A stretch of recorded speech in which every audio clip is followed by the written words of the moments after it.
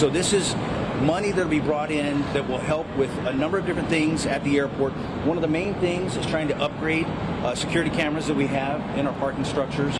New at noon, Department of Transportation's Jai Cunningham there telling us parking prices will soon go up at Honolulu's airport. Good afternoon, everyone, and thank you so much for watching This Is Now. You got Ashley and Jonathan here. Yeah, we're going to start with that story today. So starting January 1st, the rate for parking more than 8 hours will be $22. Between 7 and 8 hours will now be $20. That's up from $19. And 6 to 7 hours will be $19. That's up from $18. But the 15-minute grace period and a $3 charge for the first hour will remain the same. Come January 1 of 2023, we'll have new parking rates at all three structures here at Daniel K. Inouye International Airport. When you look at the parking when you look at the rate increase, it really only affects sort of the back end of it. So if you park here and into the three structures for 6 hours, 7 hours, 8 hours, once you hit 8 hours, it's a day total. That's the only increase you'll see. So if you are a local family driving Auntie to the airport and you need to help her through the checkout counter and get her all the way to TSA, once you get back to your car, you're going to be paying the same rate. But there is a rate increase. And this is really for us to try to keep up with the Joneses, if you will. Most airports across America charge considerably more than we do.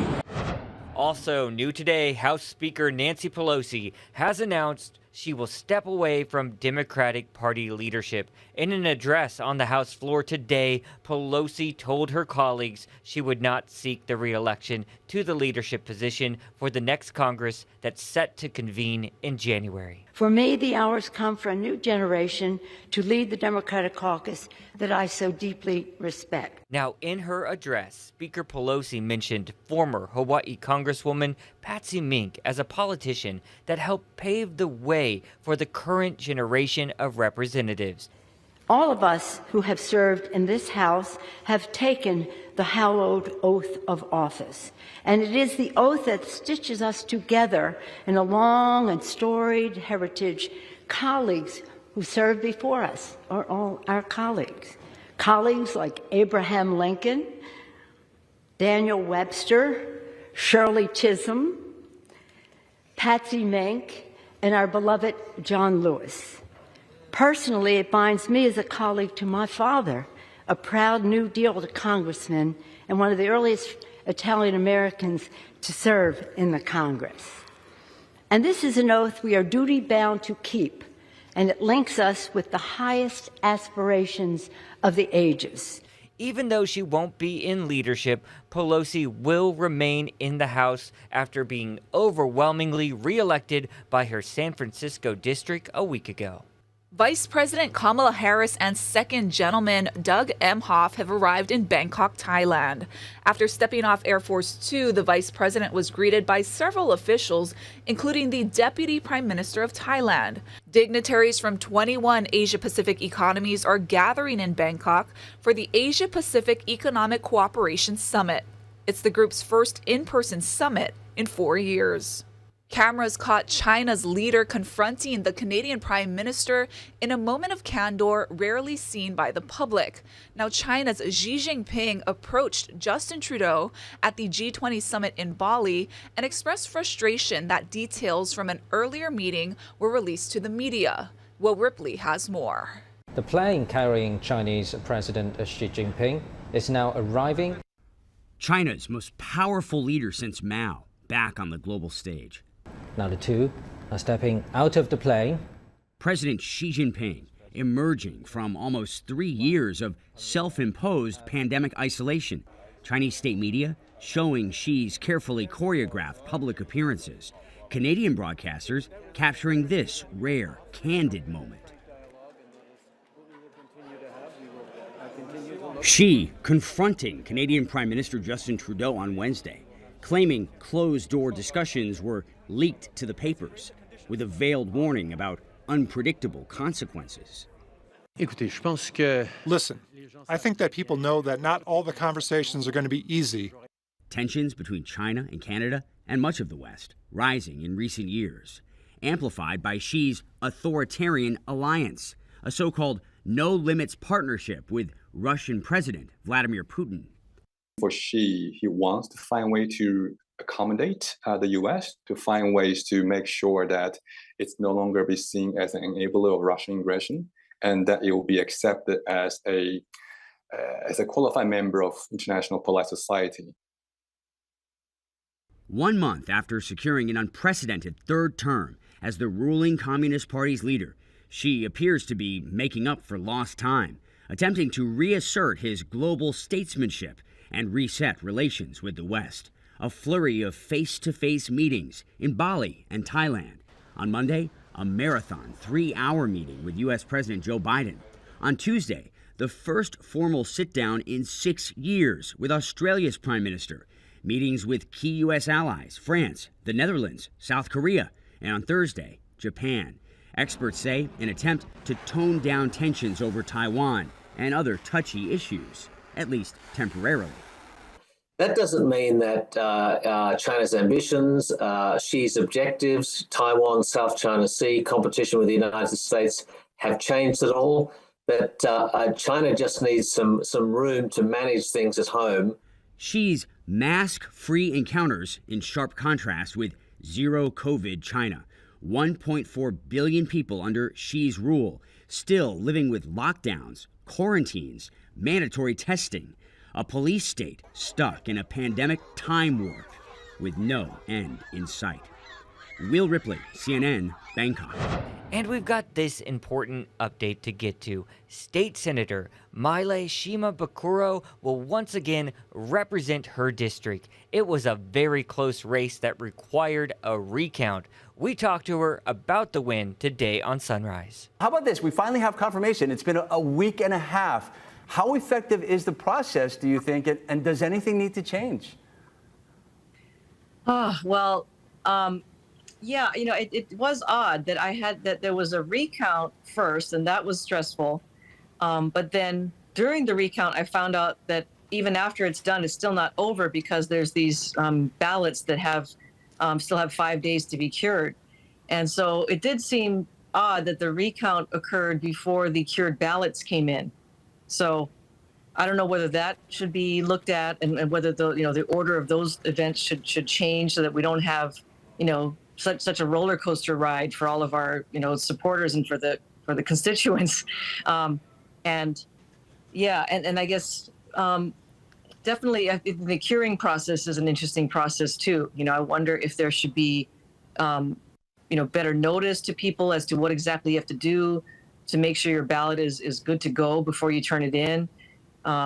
Maybe a clearer explanation about the witnesses that can sign if your signature has changed over time due to a stroke or aging or whatever it is, so that people know that, if you're elderly or have a disability, that you should make sure you have a witness sign so that you don't have this issue of having to then later go back and verify your signature. So a lot of issues that came up this election that were very surprising. Yeah, again, congratulations. We're speaking to State Senator Maile Shimabukuro, who just won re-election by the slimmest of margins, 40 votes. But how about this? Your race was extremely close. Republicans did gain some ground across the state. Does this change anything for you? Does it motivate you?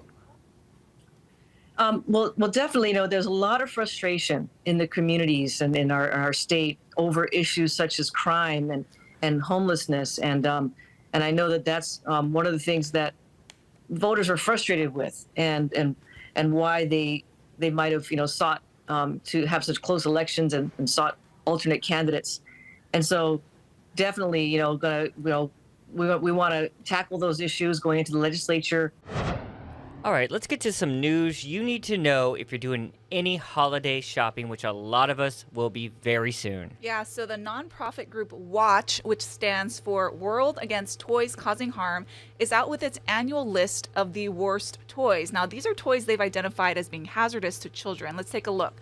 So the Cocomelon Musical Learning Watch made the list for the potential for battery ingestion injuries. Disney's Raya's Action and Adventure Sword has the potential for blunt force and eye injuries, and a number of toys were listed for possible choking, ingestion, and suffocation injuries. Lil Woodsy's Tickle Your Taste Buds Bakery, Zeus Lion, there he is, the Dingray Musical Bath Toy, bunny rabbit, cuddly pillow, pop-in fidget spinners, and the Ooze Labs chemistry station. This one was listed for the potential for chemical-related injuries. Yikes. Kind of ironic. The Nerf Pro Gelfire Mythic Blasters and the Black Panther Wakanda Claws could cause potential eye and facial injuries. Now, Watch urges shoppers to do their research because there have been a lot of deaths, injuries, and disabilities as a result of poorly designed and tested toys. Yeah, when you look at some of them, you can easily see why, such as this bakery. Look at those tiny little components that come with it, like the little baked goods. So, yeah. Good news you should know, like I said, if you're doing any holiday shopping this year for your little ones or friends. All right, taking you live outside Long Beach. Never seen this live picture before. This is now. Look, I think that's the Queen Mary right there. I think the temps are also in the 70s as we're near the 80s here in Oahu. Let's turn things over to Guy Hoggy with your first alert forecast. We're going to see a few damp showers tomorrow morning and then tomorrow night as well. But overall, leeward sides are going to be fairly dry. So we'll have a typical trade wind weather pattern. But keep in mind, strong trade winds are due in over the weekend. So light winds today, slowly picking up speed, going to be very, very windy on Sunday and on Monday. Now, the fiasco over ticket sales for Taylor Swift's new tour made headlines and was trending on social media, and now it has the attention of Congress. Isabel Rosales is here with the latest on that. Now, Isabel, you have some breaking news to tell us about? Ashley, I sure do. Big news from Ticketmaster for fans of Taylor Swift, Swifties. If they don't have a ticket already, they may be out of luck. Check out this tweet from Ticketmaster where the company's writing, due to extraordinarily high demands on ticketing systems and insufficient remaining ticket inventory to meet that demand, tomorrow's public on sale for Taylor Swift, the Eras Tour, has been canceled. That's right. No more tickets going on sale in the public sale, originally scheduled for tomorrow, Ashley. That's the end of the game there. Yeah, and Isabel, for those who aren't paying attention, tell us about the problems that they were experiencing with the pre-sale. Right.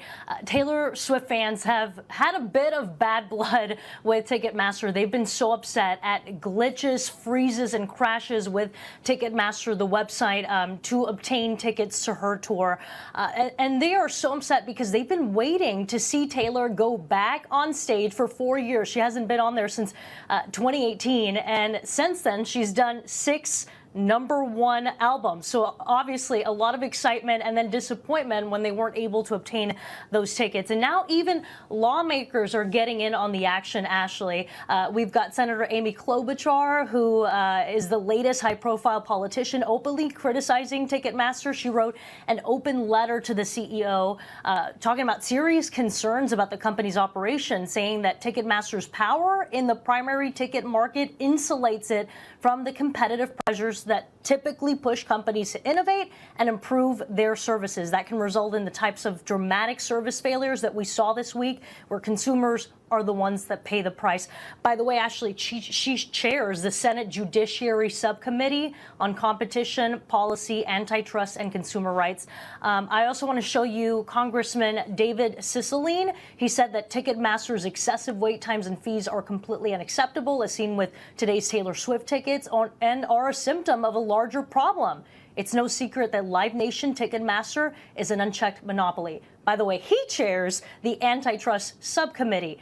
And let's show you Ticketmaster. Ticketmaster responded with thanking the fans for their patience before saying that there has been historically unprecedented demand, with millions showing up to buy tickets for Swift's tour. But Ashley, as we've seen with this latest breaking news, no tickets going on sale to the public tomorrow, contrary to the original plans. Right, and Isabel, these issues are nothing new, right? These complaints date back for decades.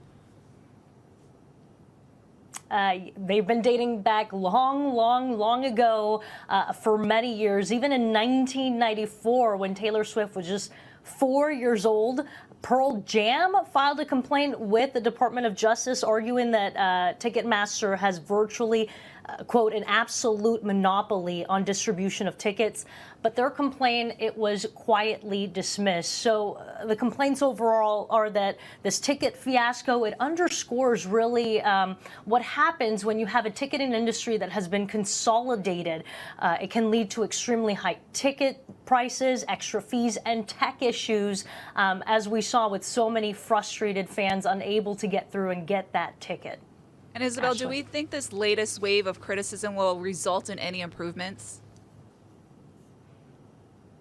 Well, it appears for now that these complaints are staying in the internet realm. The DOJ, many state attorneys generals, they have made similar complaints over the past couple of years against Ticketmaster, but the company has only grown more dominant. So back in 2010, the DOJ and states, they allowed the merger to go through between Live Nation and Ticketmaster, despite court filings raising objections about that merger. DOJ itself stating in those documents, the court documents, that the share of the company among major concert venues was over 80%. So bottom line, this entire ticket fiasco, it's renewed calls from activists, from politicians to split up Ticketmaster and Live Nation. But right now, no real action going on. All right, Isabel Rosales joining us from our nation's capital this afternoon. We appreciate the time, Isabel. So 15 years after Amy Adams lived the enchanted life, she returns for the sequel, Disenchanted. It's going to stream on Disney Plus starting on Friday. Kevin Frazier has more on that. Aloha, Jonathan. It looks like Amy never got her happily ever after, and this time she even gets a little witchy.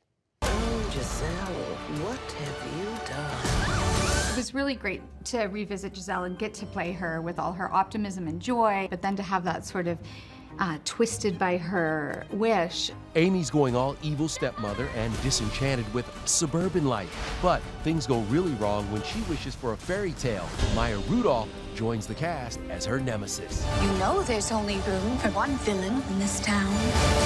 I was just going for, like, pure nasty. What's the proper wand-waving technique? I feel like no one told me. They were just like, do it. I didn't ever want to surrender that wand. Do you remember when they're like, Amy, give the wand back? And I was You're like, nope. Time to be heroes. Patrick Dempsey, James Marsden, and Idina Menzel return for this sequel. We were on set with them for the first movie 16 years ago. And while Patrick and Idina didn't have any musical numbers back then, they do now. They asked me off camera to always duet with them. Amy's just always asking me to do Wicked songs. Hey, and make sure you tune into ET tonight for our Candace Cameron Bure exclusive. What's she saying now about her Christmas movie controversy? For Entertainment Tonight, I'm Kevin Frazier. All right, don't forget, Entertainment Tonight airs on KGMB right after our 6 o'clock newscast. Let's see what else the internet is buzzing about today. Frustration with the game Wordle. I'm always frustrated with the game Wordle. I don't know about you, but it's led to the Cambridge Dictionary's new word of the year, which is homer. Let me explain. A homer, of course, it's easy for us to understand here in America. It's short for home run, right? But earlier this year, it really caused outrage for those non-American Wordle users. So when many people were playing, they didn't know what it meant, what the slang word in America meant, especially for those British folks. That hence the Cambridge Dictionary ended up choosing the word for its word of the year, homer. So that happened back on May 5th. So I guess people were still upset about it. Still thinking about it, leading to Cambridge making it Word of the Year 2022. Although, I remember playing Wordle, this was maybe early spring, the word was bloke. Who uses the word bloke in America? Right. Yeah, so Same. goes both ways, yeah. What'd you find? So the feeling of leaving your phone behind anywhere is dreadful, but imagine leaving it at an airport gate and you're on the plane. So that's the predicament that a Southwest Airlines passenger found themselves in at Long Beach Airport in LA. Luckily, someone spotted the phone, notified the crew, but by that time, boarding for the flight had already finished. So the door was closed and the aircraft had pushed back. However, Southwest staff quickly contacted the ground crew in a last-minute attempt to get the phone back to its owner. The crew then handed the phone to the plane's captain, who you see there hanging out the pilot window. Talk about customer service, man. Yeah, also, talk about dunk ability. This guy's got height on his jump. Also, I did not know that window opens just like a regular window there. Right? That's very cool. That's really cool of Southwest. Thanks for doing that. And speaking of going the extra mile, check this out. Meet Coda. So she's the Georgetown, Texas Fire Department's golden retriever. When a fire official was locked out of a public safety building after hours, Coda was seen on surveillance wasting no time and giving her handler a helping paw, which she cleverly used to open the locked door. Here it is right now. This is impressive stuff. Let's right see here. it, Coda. Yeah, we got to get your pup Stanley working on I know. his skills. Maybe you don't want him opening doors, so probably not. Probably not. Oh, what a cute pup. Yeah. He's getting a lot of praise there online. I've seen that story a number of places. All right, guys, let's get to some good news now. There is a special toy drive going on. It's done by an individual. Dylan Incheta has an introduction for us. I think it started probably maybe 2017 to like a smaller degree. People started doing it, and then each year it started growing, and the participation got bigger and bigger and bigger. Every year, unsung holiday hero Mark Imaizumi rallies the elves to pull off some Christmas magic. It's just really a blessing. I mean, if you just stand in the midst of all this and you think about all the people that gave from their hearts. Through the power of friendship and social media, he organizes a massive annual toy drive. Friends, co-workers, and neighbors all pitch in, either dropping off toys or sending cash so he can do the shopping. This year is already off to a strong start. Slightly over $3,000 in about 5 days. The inspiration behind it is because we who can should. For me, the season has always been special and the season has always been amazing, but it really affects a bunch of adults who are not able to participate. Imaizumi partners with Toys for Tots, who will collect the haul in mid-December. The toys will go to children in need, including those at the Kapi'olani Medical Center.